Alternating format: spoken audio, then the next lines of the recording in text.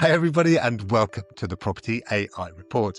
This is your weekly digest of all things property and AI, brought to you by me, Mal McCallion, and Matt Goddard, my good friend, who's just tried to make me laugh just through coming into the episode. How are you today, Matt? I'm really well. I realised at the end of last week's show, you said we were going to be very jaded this week, and I appear to have put a jaded top on for you. You have. Thanks, mate. That's very kind. And for those watching, and for those listening, Matt has indeed got a jade top on.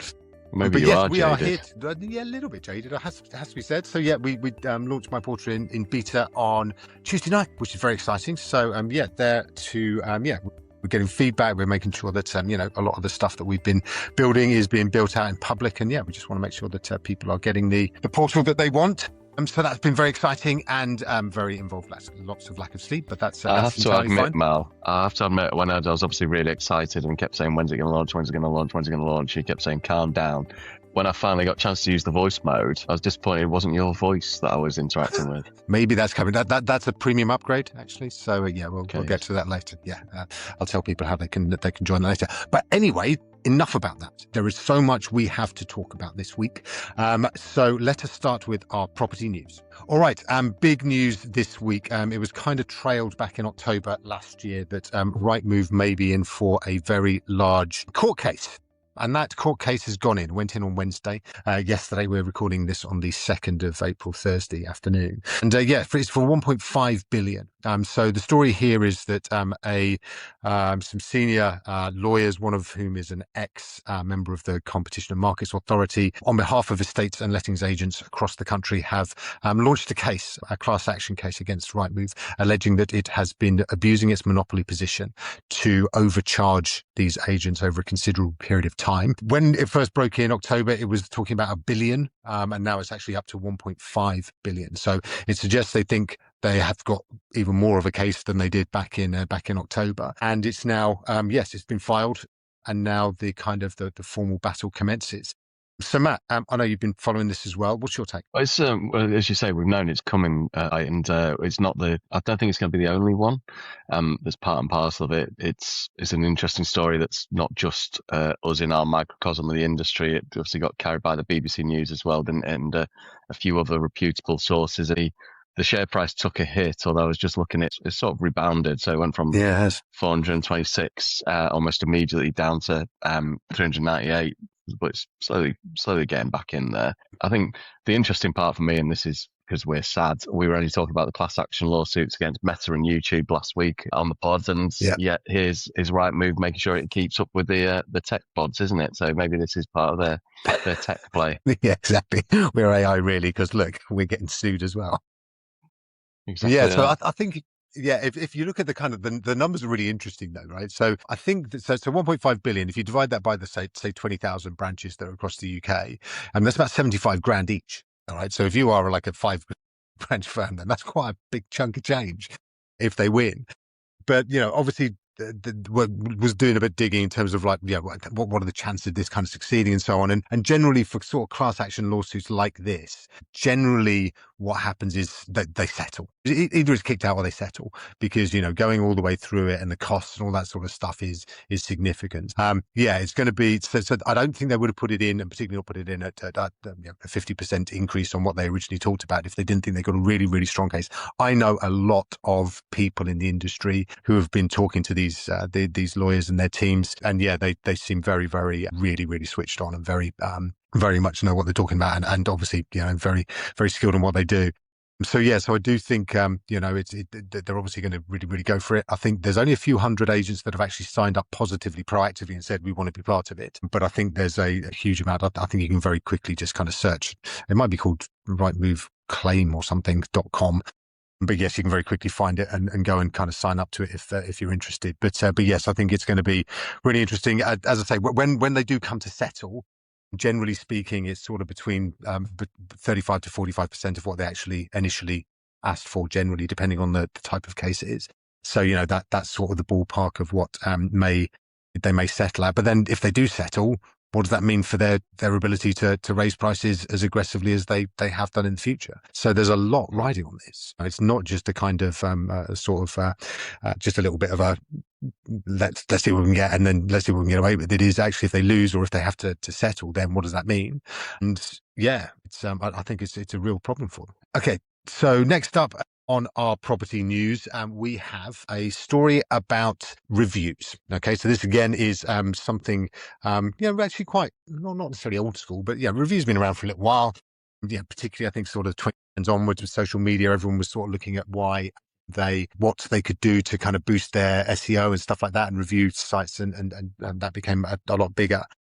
But now the story is that the watchdog is taking a very big interest in fake news. This is the Competition and Markets Authority, CMA again. They are they've been looking basically at the fact that reviews obviously drive consumer trust. So actually, it's really, really important that, I mean, and this is a pretty obvious point, and we've all kind of looked at some reviews and gone, is that real? Is that not real? It's going to be a real focus for the CMA going forward. So yeah, Matt, what's your take on this? It's really interesting timing, isn't it? Because we know, or we're starting to learn that when we talk about SEO, and then you've got GEO and you've got AEO, which we're all paying a lot of attention to, and it's a bit Wild West in terms of figuring out exactly what we need to do. But we're starting to learn that the large language models take a lot of interest and adhere a lot to the same things that you would do as a human, right? So reviews is a big part of what they're looking for when they're scouring the internet, in the same way that they're also looking across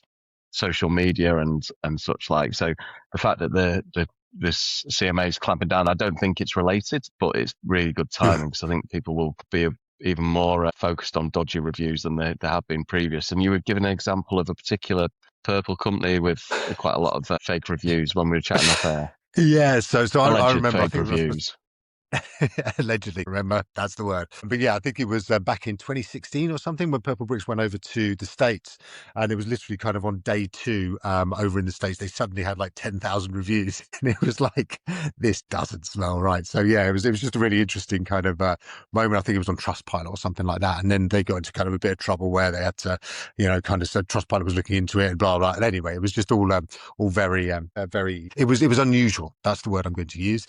But yes, I think that there's been a lot of allegations around the industry of various different review sites, kind of, being able to kind of, buy your way to the top and, get rid of your first your 1-star reviews and all that sort of stuff. And it's been, yes, a lot of sort of toing and froing. So I think this is great. I think it's really important. I do think that consumers rely on these a huge amount. I think a lot of legit agents who perhaps aren't, doing a lot of the games that some of the other ones are, lose out and don't get the business that they should do, because basically they aren't playing that game. So yeah, so I think it's really, really important. I think it's a big area of consumer search and discovery that hasn't been addressed properly in a long time. So no, I think this is really important, and I think it's going to help a lot of agents. As you say, this is something agents should be doing. You should be getting reviews. These are going to be so important. If they're important in SEO, so back in Google trying to get on the organic search results, then in the world of AI, it is going to be almost the most important thing is how many reviews you got, what those reviews say. Make sure that the text of those reviews is on your site, and make sure that, it kind of goes deep into the branch pages as well, because that is what the large language models are looking for. It's not just kind of like a handoff somewhere else. It's like you need to have those really emphatic, positive reviews on your website and testimonials, because that's, as you say, what large language models and AI are really, really looking for right now. All right, further, deeper into our property news we go. We also wanted to have a little look at, there's been some coming together of some self-employed estate agents. So those that know Avocado, that's been one of the brands that's been quite out there, hasn't it? It's been talked about quite a lot. And its founder is basically said, he's joined up with Lee O'Brien of IAD. And this is going to be, a really interesting sort of coming together of the two businesses, right? So Avocado has been very well known. It's got nice pink kind of funky colors, and IAD is a very huge. Avocado is pink funky colors and has been growing really, really well. And it's got a really interesting kind of personality and dynamic there. They've got some really good people. But also IAD is, coming over. It's a huge European company, kind of like an EXP of Europe, and started with Lee O'Brien down in Bishop Stortford and has been growing out from there. But yeah, Matt, this looks like quite an interesting potential acquisition, or certainly something that looks like it's going to be a co-branded kind of exercise with different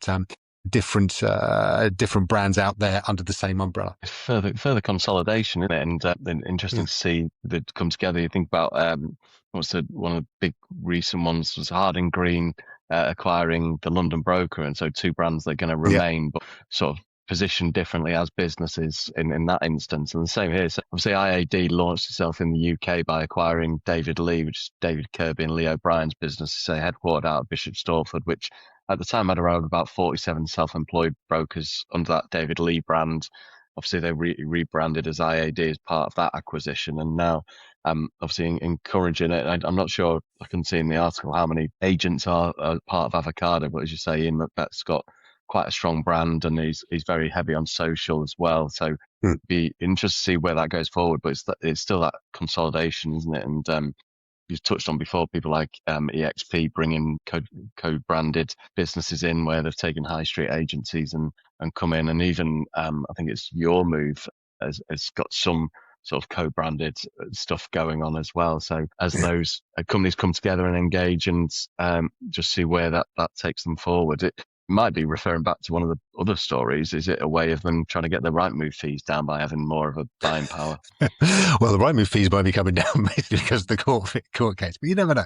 But no, I do think that a lot of the self-employed models do benefit from some sort of sweetheart deals with Rightmove, obviously. But yeah, like as you say, consolidation is everywhere. We were talking last week about the agency UK, and it was the estate agency was the other one, Chris Buckler's one, wasn't it, I think. So yes, there's the consolidation there, there's consolidation here. Yeah, it does seem like, I think we've spoken before about how big this particular category is starting to get in terms of self-employed. I think it's something up to like 5%. That 20CI was putting out relatively recently, and that becomes quite significant, and it is an interesting lifestyle, different kind of way of operating. It obviously appeals to a certain type of consumer, and as you say, it's certainly very visible because there is a lot of social media posts from a lot of individuals who are quite entrepreneurial and quite salesy and marketing-y, so they do seem to be quite a lot noisier than perhaps the 95% of the rest of the industry. It's just kind of not entirely sitting around, but certainly not really as kind of visible. So, but yeah, no, I think it's good for them. I think it's good for the industry to see different self-employed organizations, coming together as well. EXP is obviously very huge, and it's going to be interesting to see how this plays with them and with their individuals as well, because IAD, I think, is kind of been eyeing how do we become the EXP. They'll come up and challenge EXP. So I think that's going to be quite an exciting battle to watch going forwards as well. So yeah, that is our property news for this week. Let us have a chat about AI and tech news. All right, we are going to start where I think we started last week, which is Claude, possibly even the week before. So Anthropic's Claude, they've had a bit of an issue. Now, previously, this has been very much political issues. This time, it's a technical issue, isn't it, Matt? We talked a couple of weeks back about how one of their marketing emails had been leaked, and someone had found 3,000 odds, and that's how we became aware of this mythos, which is not the Greek beer that we talked about before. But this time, it's not just some marketing emails that have been leaked; it's actually the code base. And I've heard a few bits actually on this, and someone even suggested there might be a conspiracy theory, because when we talked about mythos last week, one of the concerns was it's so big, so powerful that actually they're going to hold it back for two reasons. One, because people aren't really kind of realize just how expensive it is to run, but secondly, just how dangerous it might be in terms of from a cybersecurity point of view. And one of the conspiracy theories here is they've released the code just to show the dangers that could be out there, and having it as a way of dialing it back slightly. But obviously, as soon as something gets released and something's like the Claude co-work code has been released, people have been in there looking at exactly what the way it works, what's in there, what's not been released. And there's been some interesting bits of code people have found. There's a Tamagotchi mode in there that people haven't used yet. When you're writing code, you're able to leave comments that don't affect it. And is clearly for those when Claude Code was released, which was February 2025. It's amazing to think it's already been flown past a year that it's been out there. But a lot I of know. Claude Code is actually now being written by Claude Code, so it's writing Yeah. itself. And there's still it appears from what's been leaked that humans are reviewing what's been written, but some of the comments that are left say things like, "Not quite sure what this is doing, but let's ship it anyway," which is a slightly worrying point that I've certainly had Have chats you with. never written that? Have you never written that? And No, you so, don't fess up to things like that. You maybe put "fix me" and then try and remind yourself to go back and fix it. But maybe in a Word document where I'm not sure if it's grammatically correct. But it's just showing that these things are dangerous. That if you don't take care. But there is that yeah, conspiracy theory lurking that it's the biggest and most powerful that is still wedded to the American government, because there was a concern, wasn't there, that some of the stuff that's going on in the Middle East was being triggered by Claude, even though yeah, there's the spat going exactly. on with them. That is a challenge, and should people really be mindful of this and just how on the precipice of a new age that we are with everything. Yeah, no, so like you, I mean, I spend way too much time looking at things and articles and comments about different things. So the one that I saw, this conspiracy theory I saw yesterday was that this was just an April Fool joke. And I was just sitting there going, what? And then so actually to the point that, when you sit there just going, well, it might be, it's really not. And then you kind of go and check, and it's like, no, it's not. So yeah, it is so this is a really serious situation actually for Anthropic. So yeah, Claude, they're kind of their main model, which is really, really popular right now, has been at the top of the App Store for a little while. Big on ethics, big on, we're not going to, allow autonomous killing and all that sort of stuff and surveillance of US citizens by the government. But yes, whether they've attracted the attention of all of the best hackers in the world, yes, the actual code for Claude, which is their big model, has been leaked, and it's got an enormous amount in it. It is an absolute gift to their competitors, the likes of OpenAI, Grok and people like that, that they will be absolutely pouring all over this. But as you say, it's got some really interesting little bits that haven't been triggered, haven't been set live yet. And there's all sorts of other little bits in it as well, like, pretending that you're nothing to do with Anthropic and going like Yeah, posting stuff on undercover various bits. Claude. Yeah, and all this sort of stuff, and it's just like so weird. But yes, so I think there's going to be more to come on that. For somebody who's been very vocal over the last few weeks, Dario Amadei, their CEO, he seems to have gone to ground a little bit right now. I'm sure busy trying to work out what the hell to do with it. So yes, it is now very possible for people to basically replicate what Yeah, it is that they're doing, and to basically build out those models really, really quickly. that's it. All right. So next up, there's even more Claude noise, isn't there? About the Claude Code's the Claude Code's computer use. So Matt, this is something that I know, use and are really sort of excited / passionate about. So tell us a bit about this. So this is we've talked for a long time now. Now when Operator came out and we were able to start seeing within OpenAI sort of ChatGPT going off and actually using a browser and clicking around the browser, which is fantastic for browser-based software and Right. applications that you use there. But actually, we've seen it with Claude Cowork, where Claude Cowork can say, can I access your C drive and these folders and files? Do you want me to clean up your desktop? That sort of thing. But what this does is goes another stage within Claude Code and actually allows the Claude Code to take over your computer. So whether it's your Mac or my Windows laptop. So if you're working with products, I was chatting to a business yesterday who use WinForms, which you can only use WinForms on a Microsoft PC. People who use Sage 500, where you have to log into a server in the corner. This allows you to actually instruct Claude Code to go into those Windows-based applications and poke the buttons you're used to poking, download the Excel files. Maybe if there's not APIs available, then you can actually instruct Claude Code to go and use those applications, log in as you, and do some of those mechanical tasks that you have to do. I use QuickBooks for my accounting, but if I was Sage 500 trying to process my expenses, I could do some of those. And I think it's that Yeah. final iteration of being able to be your arms on top of your AI ChatGPT brain or your Claude brain to actually start engaging with these additional utilities that up until now have been a bit restricted. Yeah. And I remember the first time I used computer use and actually just watching your kind of cursor move around the screen without you touching it was like really, really freaky.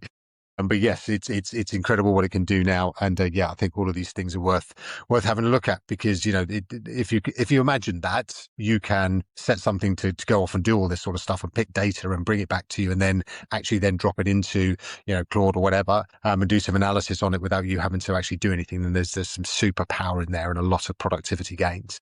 That even whatever size of business you are, that there's stuff there that's going to help you. All right. Next up, we are into the world of Microsoft. So they have released some big stuff this week, and yeah, a lot of it is around the fact that they're not just relying entirely on OpenAI as their kind of supplier of large language modeling, isn't it? It's got Anthropic in there as well, haven't they? So it's a really interesting in terms of what you can then start doing as Microsoft users in terms of, like I've talked about on here before, where when we can get almost parallel peer programming going on between Codex and some Claude code and actually bounce the two models off each other. And Microsoft have now got it where you can actually have research being done and validated off the different models. And obviously they're in a strong position because they are no longer wedded to just OpenAI. And in fact, they seem to be surging ahead with Claude in a way and Anthropic, don't they? So they've also launched their Copilot Cowork, so basically taking Claude Cowork and putting it into Microsoft Copilot, is not now just available to certain people. It's now they're available to anyone who's signed up to the Frontier program as well. That's one that I know I'm really excited to see and how that can start to work. You don't use a Windows, do you? As we regularly talk about. As we regularly take the piss out of that. And so no, is it? Do they own GitHub as well? Is that a Microsoft thing? Yeah. So I assume that they must have access to an untold kind of reservoir of some real high quality stuff that presume potentially part of this deal would be to kind of share that, I'd imagine. But yeah, no, it's a really interesting one. I speak to people who do use Copilot, and I haven't come across anybody who's been blown away by it to this point. But if you shove Cowork into that and it's alongside you looking at your spreadsheet and being able to actually go and then find out all this extra information and context and stuff like that, then that sounds like it's going to be really, really powerful. Microsoft's had Recall for over a year as well, hasn't it? Which is basically the computer use we just spoke about a moment ago. Microsoft have had that for a while, to the extent that they launched it and then dialed it back for a little while. Yeah, you're right. I think a lot of people who use Cowork get frustrated because they were using it in an enterprise setting and they're then limited by what the business's IT policies demand. Copilot. Whereas when you're using your own personal ones, you don't maybe have the same limitations and restrictions. But what you can do with Copilot is you make sure it's loaded up and knowledgeable on your business and your brand's guidelines, and really when you set it up and structure it, that's where it starts making the difference, when it's got access to your knowledge bases and all your business tools. I do often wonder, and I know a lot of people do, is how many people are say dumping the company accounts into a GPT or something, or Cowork, and saying, can you just analyze this for me, because I'm just like, I know it can do it really, really well, I'm really tired, so can I just get it done? And so I think there's probably a lot of things kind of not turned off the stop sharing my personal information toggle. So be careful out there. Okay, just make sure that you do find that toggle. Do not. If you're on the free account, the toggle's not available, is it? Certainly for ChatGPT, you are sharing all your data every time you use the free version. Yes, so don't use the free version and upload your company accounts or any HR kind of meetings that you've had, all that sort of thing, because it's just going to go out there. To pay a bit of money and also turn it off. All right. Next up, we want to talk about OpenAI, because we were having a bit of a theorized last week when Sora suddenly got killed, and about what that could possibly be. And there has been a lot of talk since we spoke about why they have turned off Sora. So just to recap, Sora was OpenAI's video model. It was launched 23, I think, eventually. It was announced in February. It kind of eventually came around in November time. And then last year they did Sora 2, which looked amazing. And, great fun. But then suddenly they shot their little baby last week. And it's come out that actually it's probably because it's just really, really hungry, isn't it? That's it. OpenAI have got this red alert, haven't they, or code red, that they're doing two things. They're cutting back and really focusing on what they're doing, but also trying to catch up with Claude ultimately, and obviously Gemini. And that's when they're burning through $1 million a day on Sora, because that's what it effectively was costing them. They launched, and I think when the user count peaked at around 1 million, and that was without us even having access to it here in the UK. I know. It collapsed down to I about could have done that. 500,000. Yeah, exactly. So, they're burning through roughly $1 million every day, but also obviously the compute that video generation Mm. was taking them, they needed that resource elsewhere really Yeah. to try catch up. So killing it. I do wonder if it's dead or if it's mothballed. I Sleeping. suppose the speed. We used to say that the capability of AI is doubled every 7 months. I've actually been Mm. hearing more and more over the last few days that it's every 4 months now, and It's so amazing, isn't it? they could mothball it. But where's VO going to be in 4 months' time compared to I know. what they've mothballed? So I think they have to really be focused, and that's what they're doing. But what's the other thing you're doing when you're burning $1 million every day, Mel? Or $1 million every day? Is I you go out and from raise experience. 120, yeah, you go out and raise 122 billion in the biggest Yeah. ever raise, which is what OpenAI have also just done, right? Yeah. 100%. So yeah, it is. Yeah. This, and again, I think we spoke a few weeks ago about comparables. So I think the biggest ever IPO, so actually public listing, was something like 27 billion, and that was Aramco, which was an oil business back in 2019 or something. So this is like 4, 5 times that, and it's private. So this is like raising money from people and companies and all that sort of stuff. So yeah, it's an astonishing amount of money. As you say, that they kind of need it. But I look at that and I think, how big is too big to fail? At the end of the day, Mm. if OpenAI can't pay its bills and has to has to shutter Sora, and then actually it's then down to its last few billion, and it knows it's going to spend that in 6 months. Yeah, what do they do? Do they actually do they have to go for a bailout? Do they sell themselves to the government? I don't know. It just seems like such a astonishing amount of money. Almost, kind of just you stop thinking about how many zeros that is, because it's just crazy. But yes, that is how much they've raised, confirmed this week. And it's yeah, it is intended. And again, I'm sure that part of that raise was, we're going to be very disciplined about where we go, what we're doing. We're going to focus really hard on where the revenues come from. Sora is not a revenue generator. It's just a bit of fun, and it costs an absolute ton of cash. So yeah, so presumably that discipline is coming, as we spoke about last week. There's a lot of side quests that they are kind of getting rid of, just to really focus and double down on the battle ahead. And it's a significant battle, right? I mean, Anthropic is assailed by various different things, some of them self-inflicted, but yeah, there's still Grok in the wings. You can't count them out yet. And there's others that are kind of are pushing through as well. So yeah, it's going to be it's big news for them, and congratulations to them. Astonishing, and bravo. But yeah, there comes with a great raise comes great responsibility. So they're going to have to try and get all that money into very very return on investment-y type bet. And I think they've shown that they haven't really got that kind of feel. I know it's a very new area, so it's really difficult to have a feel for what's going to work and what's not. But yeah, they do seem to have backed a few things that they've had to reverse out of. So it's going to be interesting to see where they deploy all of that wodge. All right. Next up in our AI and tech news, we want to talk about Oracle. So Oracle is a computer business, really, from I think it's even predates the 90s, I think. But it's it's basically it's got 120 odd thousand people, employees. It's shedding 30,000 of them. It's become very involved in the AI space, because it's part of the big Stargate project that President Trump announced back when I think his first week or two of his second term. Larry Ellison, who heads that up, was there with him, and has been a kind of Trump fan since. So yes, he's benefited from that kind of exposure. But yes, it looks now like the people that are going to pay most for the fact that he's been involved in all this AI server building is a lot of their employees, right? Which is genuinely sad for them. Very much so, and it's 18% of their employee base is that 30,000. So it's a huge figure, and it's on a regular basis talking about people, and are they actually using AI as the excuse for just straightening out their businesses where they maybe been a bit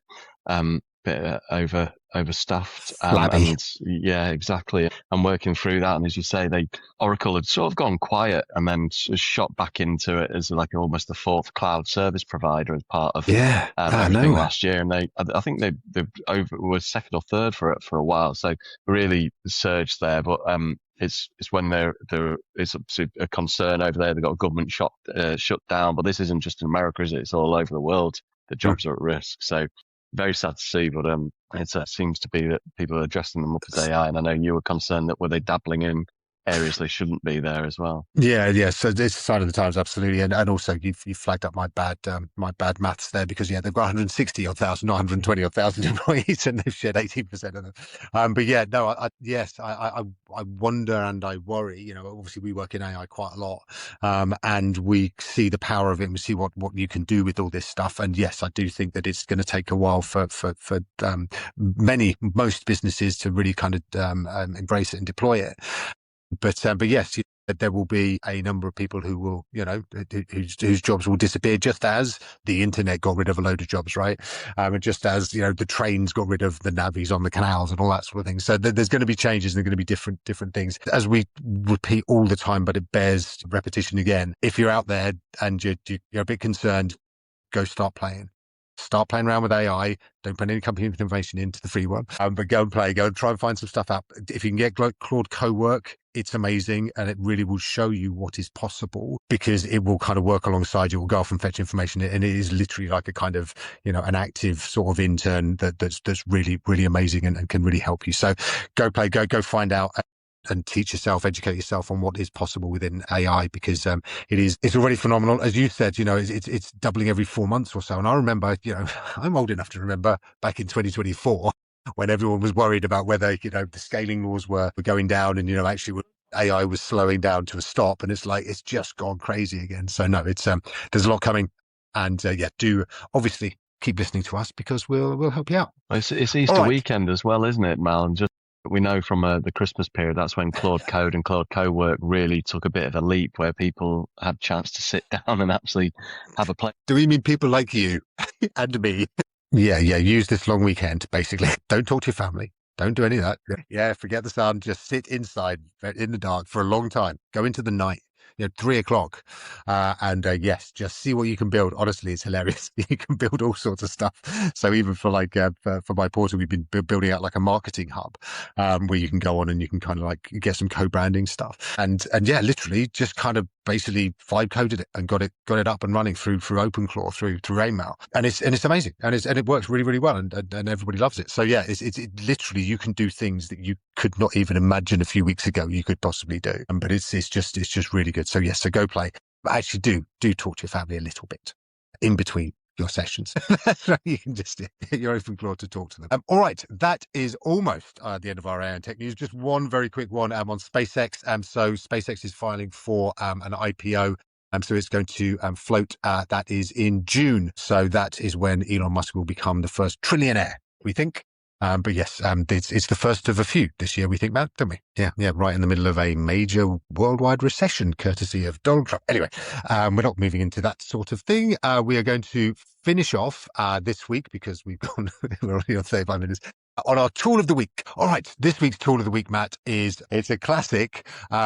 When OpenAI has problems and shuts down Sora, its video capability, what does Google do? Oh, and that's a question to you. I do, yes. Don't leave dead air, man. We've talked about dead air before. They have. Absolutely. And yes, so this is something to go and absolutely play with. It is a really amazing way. You just basically type in what you want into as in a video, and it comes back with some amazing stuff. And if you have never played around with VO or any of the video models, it is well worth having a look at it, because it's sensational. You can get it on. I think you can get it into this labs.google.com. Have a look in there.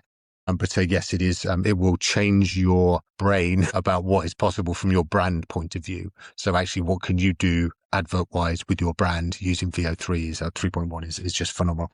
So go play. All right, that is it for this week, Matt. It is nearly Easter. Tomorrow is Good Friday. Have you got anything nice planned apart from sitting and cuddling Claude? No, that's it. It's done. Oh, look, it's very nice in out there. So yeah, going to do a little bit. Again, trying to kind of reconnect with the family and other important people in my life. But yes, going to lots to do, lots of fun stuff. But yes, obviously a lot as well around my portal and things like that as well. So yeah, we've got some good stuff coming through. But yeah, it's going to be very good fun, actually. We're looking forward to it. All right. Thank you very much for being there, Matt, as ever. Thanks everybody for listening in, and we'll be back again maybe a little bit earlier next week. We kind of think perhaps because we're going to try and reverse ourselves back up to being early in the week rather than the end of the week that was made essential because of my tours around the country. But yes, we will catch up with you in a few days' time. Thank you all for being there, and we will see you in a week.